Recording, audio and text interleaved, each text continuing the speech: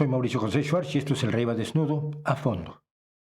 El 27 de enero de 1945, las tropas soviéticas que avanzaban hacia Alemania llegaron a las inmediaciones del pueblo polaco de Oświęcim, llamado en alemán Auschwitz, al oeste de Cracovia, que era y es todavía la segunda mayor ciudad de Polonia en las riberas del río Vístula. Lo que encontraron allí fue más aterrador que todo lo que ya habían visto en los anteriores 3 años y medio de la guerra, desde que Hitler había roto su pacto con Stalin y había invadido la Unión Soviética. Lo que encontraron fue un complejo de más de 40 campos de concentración y trabajo, donde la Alemania nazi mantenía a más de 1.300.000 prisioneros en su mayor momento de población. Uno de los principales campos era el de Auschwitz III, Monowitz, donde decenas de miles de prisioneros eran obligados a trabajar como esclavos para el conglomerado químico IG Farben, que tenía allí una planta de fabricación de caucho sintético para el esfuerzo de guerra alemán. Pero el campo central, Auschwitz I, y el mayor, Auschwitz II, Birkenau, eran el epicentro del horror. Su objetivo no era mantener prisioneros o tener gente para trabajo esclavo, no eran campos de concentración o de prisioneros de guerra, sino que eran plantas de exterminio industrial despiadado y masivo de seres humanos, principalmente judíos, aunque muchos otros, sobre todo gitanos, encontraron su fin en esos campos. Cámaras de gases con cupo para hasta miles de personas que se utilizaban varias veces al día. Gigantescos crematorios que funcionaban sin cesar con capacidad para deshacerse de más de 4.000 cuerpos al día y más de 100.000 sobrevivientes al borde de la muerte por inanición y enfermedad, trabajando como esclavos. El cámara soviético Alexander Vorontsov, que viajaba documentando las acciones del Ejército Rojo y haría el gran documental sobre la liberación de Auschwitz, recordaría: ante nuestros ojos se presentó un espectáculo espantoso. Un gran número de barracones. En muchos de ellos había gente en literas. Eran esqueletos vestidos de piel, con miradas vacías. Claro que los dirigentes y generales aliados británicos y soviéticos, estadounidenses y franceses sabían lo que pasaba allí, y veremos después cómo fue. Pero saberlo y verlo eran dos cosas totalmente distintas. Decir 10.000 muertos es pronunciar solo 3 palabras. Era una pila de 10.000 cadáveres humanos, sus esperanzas y sueños truncados, los ojos vacíos, convertidos en despojos maltratados y humillados. Es algo totalmente distinto que conmovió a soldados que venían de graves horrores de la guerra. ¿Cómo se había llegado a ese día?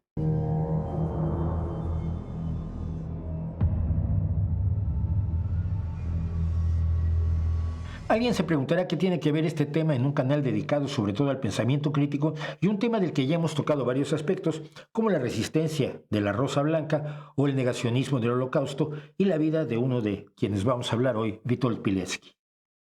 Tiene muchísimo que ver. Las acciones del nazismo de ayer y de hoy se fundamentan en creencias irracionales, en el rechazo a la ciencia y el conocimiento certeros, en la aceptación de delirantes teorías de la conspiración, en la insolidaridad, en el odio, en la pseudociencia y en la manipulación de la información. Saber cómo se pensaba o se dejaba de pensar en este lamentable capítulo humano es importante si queremos evitar que se repita. Así que, adelante.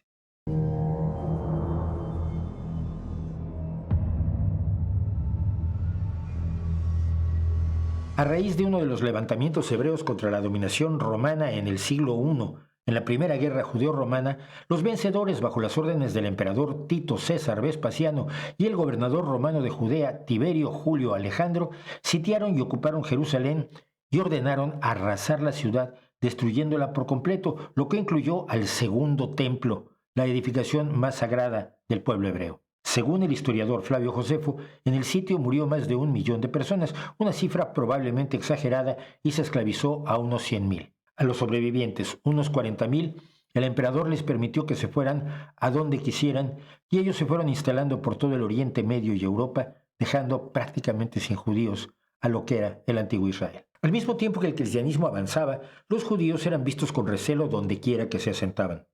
Como todo grupo minoritario con costumbres desusadas, fueron satanizados y acusados de todo tipo de perversidades, pecados y delitos. Lo mismo que le ocurrió a los gitanos o lo que les pasa a todos los grupos emigrantes en todo el mundo y que hoy podemos ver cuando dirigentes extremistas señalan a todos los inmigrantes como asesinos, violadores, enfermos mentales, subhumanos, sean los musulmanes en Europa, los latinoamericanos en Estados Unidos o los inmigrantes incluso de países cercanos, como ocurre con los venezolanos en Colombia o los bolivianos y peruanos en Argentina. El que es distinto causa miedo y el miedo lleva al odio. Y esto a su vez hace que los inmigrantes se encierren en su propia sociedad, sus costumbres, sus barrios, que creen una burbuja que los aleja aún más de sus vecinos y los vuelve mucho más sospechosos. Pero en este caso, además, el desarrollo del cristianismo interpretó los evangelios de modo tal que los judíos eran los responsables, todos ellos, durante toda la historia, heredando la culpabilidad generación tras generación de la muerte de Cristo. Los judíos eran responsables del mayor delito imaginable en el cristianismo, matar a Dios, el deicidio. Seguramente eran emisarios del demonio. Cabe señalar que el Vaticano solo retiró esta acusación contra los judíos en 1960 durante el Concilio Vaticano II. Las leyes en la Europa que sería medieval y renacentista impedían a los judíos poseer tierras o tener cargos públicos. A veces eran leyes tan restrictivas que les quedaba como única salida el comercio, el prestamismo, pues los cristianos tenían prohibido prestar con intereses, y el entretenimiento como actores, músicos o bailarines. De nuevo, la marginación del pueblo gitano hasta hoy nos da una idea de esta segregación, cuando muchos en España celebran a los grandes músicos gitanos al tiempo que desprecian a los que no lo son, aplicándoles todos los estereotipos negativos habidos y por haber. Y los judíos, por supuesto, periódicamente eran culpados de todo cuanto ocurría, desde inundaciones y sequías hasta enfermedades, y muy señaladamente la peste negra, que muchos atribuían a que los judíos en acción concertada habían envenenado los pozos de toda Europa. Y apareció también el libelo de sangre, según el cual los judíos utilizaban sangre de bebés cristianos sacrificados para preparar el pan ácimo, sin levadura, que consumían en sus celebraciones de Pascua. Ocasionalmente, los judíos eran expulsados de reinos enteros, como ocurrió en España en 1492. Una culminación de la persecución fue la aparición hacia el año 1900 del libro Los Protocolos de los Sabios de Sion, una falsificación de la policía zarista rusa redactada a partir de trozos de la obra de Maurice Joly, Diálogo en el infierno entre Maquiavelo y Montesquieu, y la novela Biarritz del novelista antisemita alemán Hermann Goethe. En los Protocolos de los Sabios de Sion se decía: los sabios israelitas se habían reunido de noche en un cementerio para tramar cómo apoderarse del mundo. Y esto justificaba defenderse de los judíos con persecuciones, asesinatos y destrucción de sus propiedades, como en los pogromos rusos. La demostración de la falsedad absoluta de este texto desde 1921 no ha impedido que la usen como argumento los antisemitas o judeófobos, desde Hitler hasta los ayatolas iraníes, que siguen enseñándolo hoy, en el siglo XXI, como verdad innegable en sus escuelas.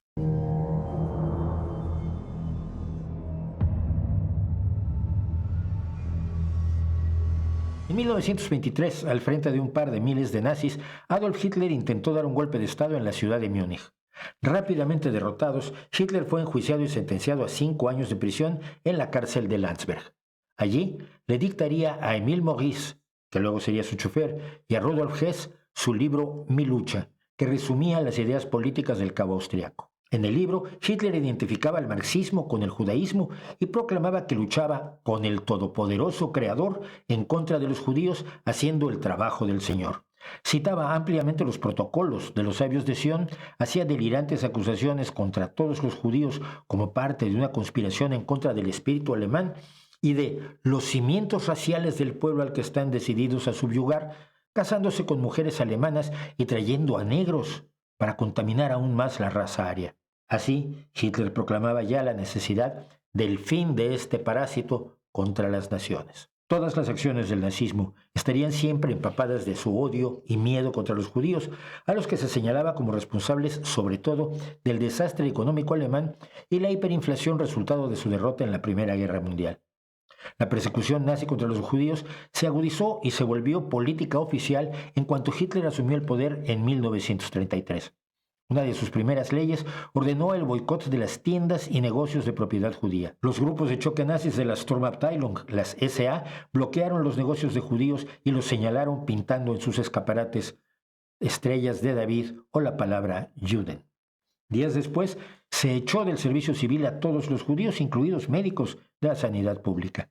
Para 1935, las leyes raciales de Nuremberg le retiraban la ciudadanía a todos los no arios y prohibían matrimonios y relaciones sexuales de arios con otros que no fueran arios. Fundamentalmente estas leyes estaban dirigidas contra los judíos. Hay que aclarar que no existen los arios, como no existen las razas humanas, asunto en el que insiste la biología basada en hechos, datos y pruebas, e insisten en rechazar los racistas basados fundamentalmente en su odio. Del 9 al 10 de noviembre de 1938 se llevó a cabo la llamada Noche de los Cristales Rotos, donde numerosos ciudadanos alemanes, después de 5 años de propaganda intensa, fueron liderados por la CSA para atacar y humillar a los judíos en sus hogares y sus negocios, quemar sinagogas y detener a hombres judíos para enviarlos a campos de concentración.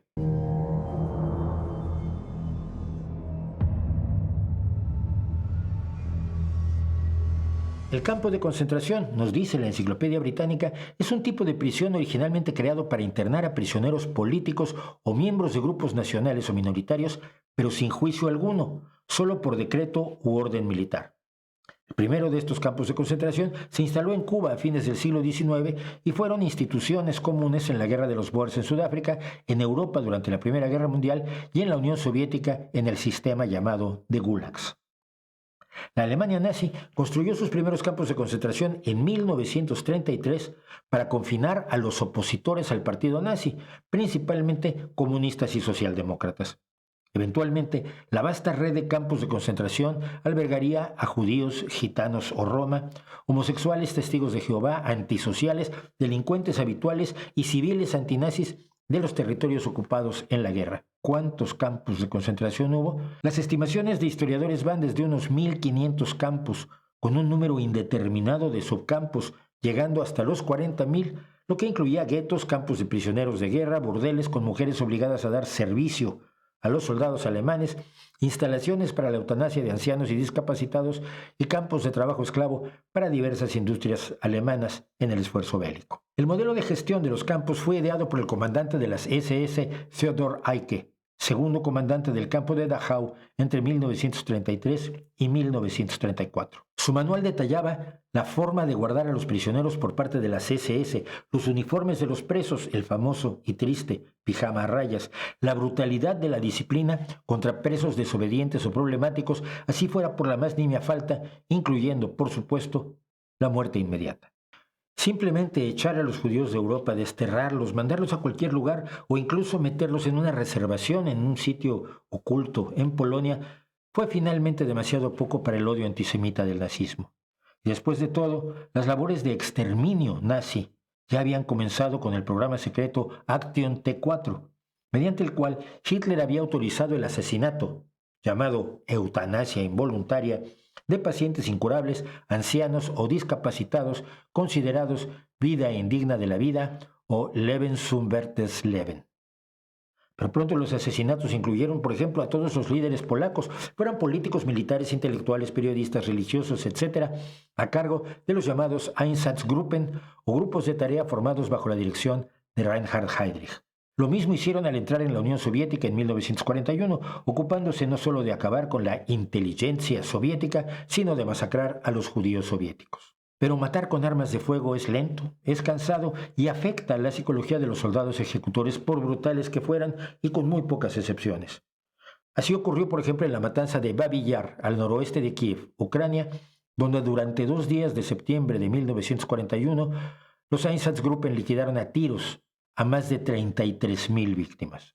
Cuando Heinrich Himmler, que resultó delicado, vomitó violentamente después de ver un fusilamiento en masa de judíos en Minsk, Bielorrusia, en 1941, ordenó que se encontraran mejores técnicas de asesinato y se acudió entonces a los llamados furgones para gaseamiento empleados en el programa Action T4 desde 1939 y que usaban el propio monóxido de carbono del motor del vehículo conectado al compartimiento hermético trasero, donde así se asesinaba a sus víctimas. Pero en enero de 1942, todo increíblemente empeoró. Fue entonces que se llevó a cabo la conferencia de Wannsee, convocada por Himmler y Heydrich para llevar a cabo un plan bien organizado dedicado a lo que se llamó eufemísticamente la solución final al problema judío, es decir, la decisión de matar a los más de 10 o 11 millones de judíos que por entonces vivían en Europa. Para ello, se giraron órdenes a todos los departamentos del gobierno para que participaran en el asesinato masivo a nivel industrial. De inmediato se empezaron a construir o adaptar campos de concentración que ahora estarían específicamente dedicados a la aniquilación de seres humanos. Belzec, Chelmno, Sobibor, Treblinka, Auschwitz-Birkenau y Majdanek, todos ellos en la Polonia ocupada, fuera de territorio alemán, y se reorganizó la red ferroviaria de la Europa ocupada para llevar en trenes a millones de víctimas hacia los centros de exterminio.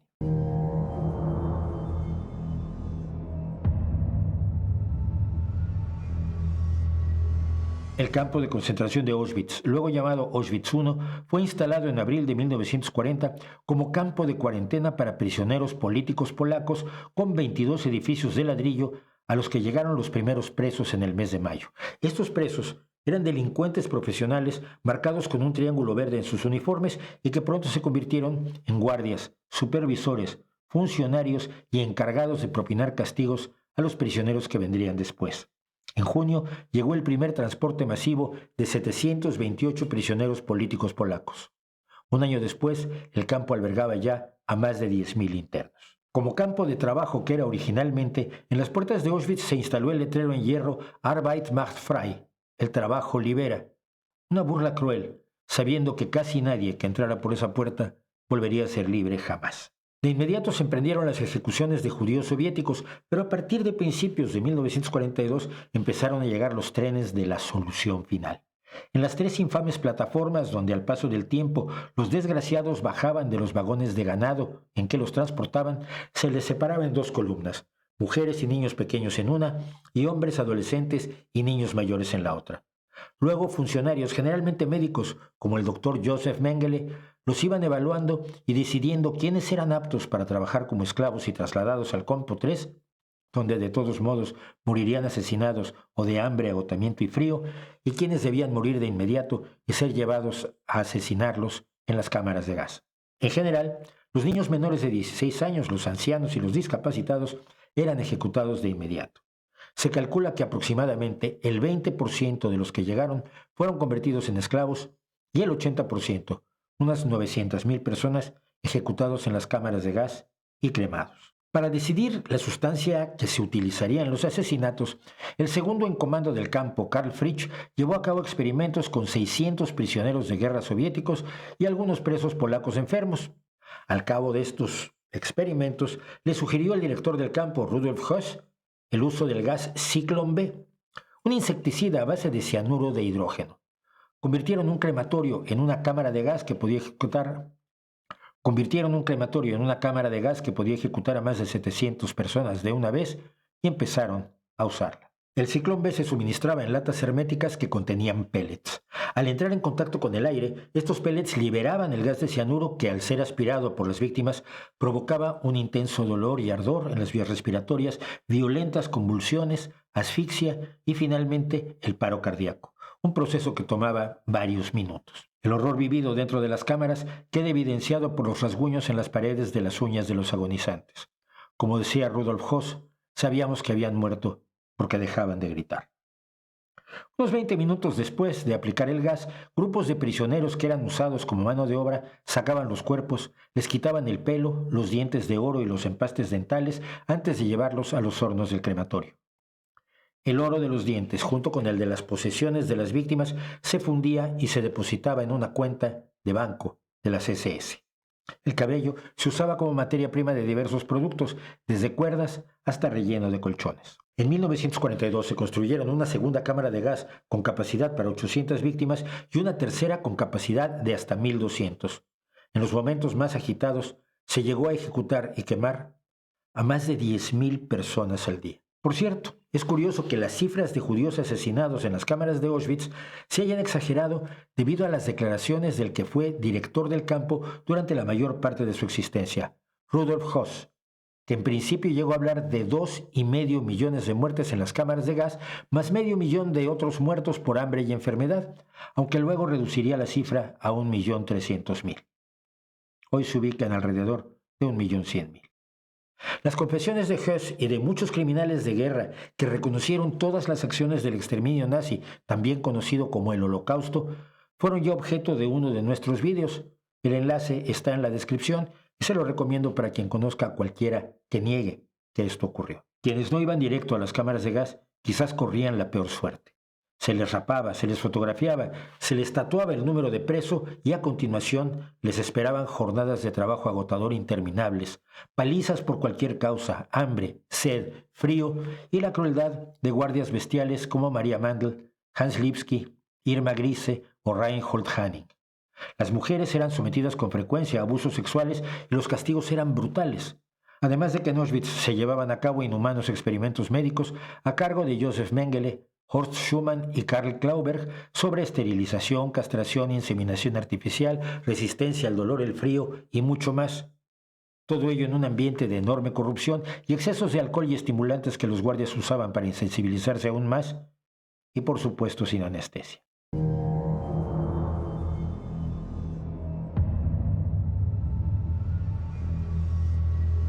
Decíamos al principio que aquí ya contamos, y el enlace está en la descripción, la historia del heroico militar polaco Witold Pilecki, quien se hizo detener en Auschwitz en 1940 para organizar la resistencia polaca en el campo y facilitar la fuga de algunos de sus compatriotas. Pilecki mismo escapó en 1943 y procedió a escribir el llamado Informe de Witold, dando los detalles del exterminio masivo en las cámaras de gas, la selección de las plataformas de tren, los experimentos médicos y los crematorios capaces de disponer de hasta 8.000 cuerpos al día. El informe de Pilecki, junto con otros testimonios de primera mano de prisioneros fugados del campo, fueron las voces de alarma sobre lo que estaba pasando, tanto para los comandos aliados como para el público en general en los países donde se difundió, como Suiza. Y si bien hasta hoy continúa el debate sobre si se creyeron todos estos testimonios o si habría sido viable técnicamente desde el punto de vista militar bombardear los campos de exterminio con la poca precisión con la que se tenía entonces y con el riesgo de acabar matando a miles de prisioneros en las barracas que rodeaban a las cámaras de gas, el hecho real es que nunca se hizo. El que sería primer presidente de Israel, David Ben-Gurión, dijo: no debemos pedirles a los aliados que bombardeen lugares donde hay judíos. Pero los nazis también sabían. Y sabían, más allá de que todo el mundo conocía su retórica antisemita, lo que estaban cometiendo era una atrocidad fuera de todos los límites de la barbarie humana. Una atrocidad sin paralelo en la larga y brutal historia de las atrocidades humanas. Porque jamás se había creado un programa industrial destinado única y exclusivamente a matar seres humanos. Por ello mismo, desde el principio usaron frases en clave como solución final, Endlösung, en vez de exterminio, o tratamiento especial en lugar de ejecución. Y por eso, como contó un testigo, cuando Himmler le habló a Martin Bormann por teléfono de una gran ejecución de judíos, Bormann respondió enfadado: ejecutados no, evacuados, evacuados, evacuados.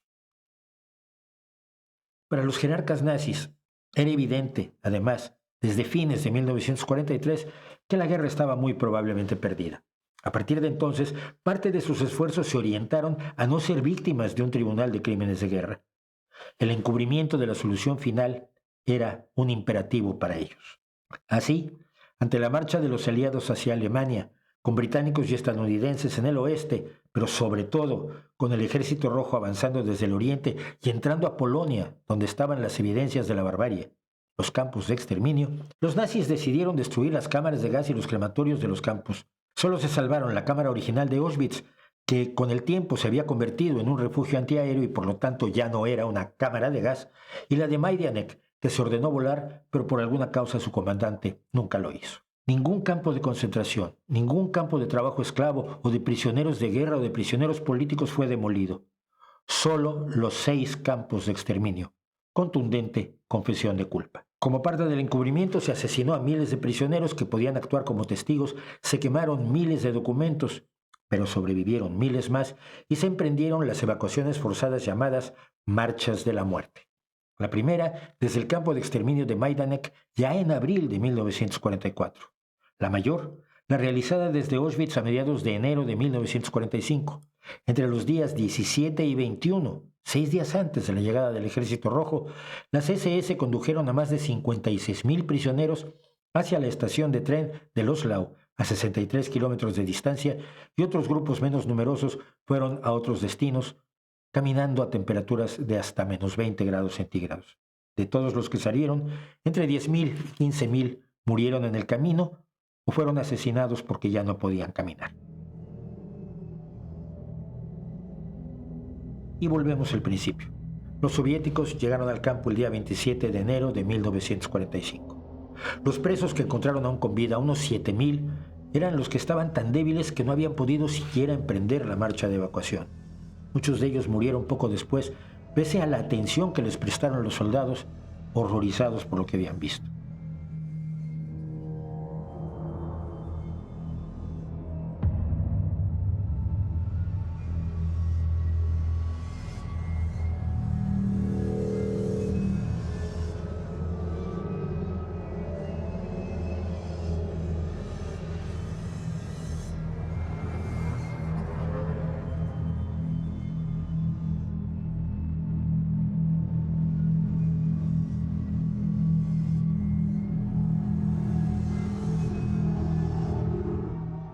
De los jerarcas de Auschwitz, empezando por el comandante Rudolf Höss, al menos 20 fueron condenados a la horca y muchos más a penas de cárcel que iba desde 3 y 5 años hasta la prisión perpetua. ¿La pena purga los delitos? Por supuesto que no. El incalculable sufrimiento provocado a millones de víctimas inocentes, iguales a usted y a mí, no es solucionable, no es reversible. Es solo un ejemplo más de lo que debemos evitar que se repita, porque el sufrimiento de mañana sí es evitable. Piénselo usted cuando le hablen de expulsar a tal o cual grupo humano, que es una amenaza, que está formado por delincuentes, que hay que odiarlos, que pretenden apoderarse de lo nuestro, que debemos rechazarlos porque no son como nosotros.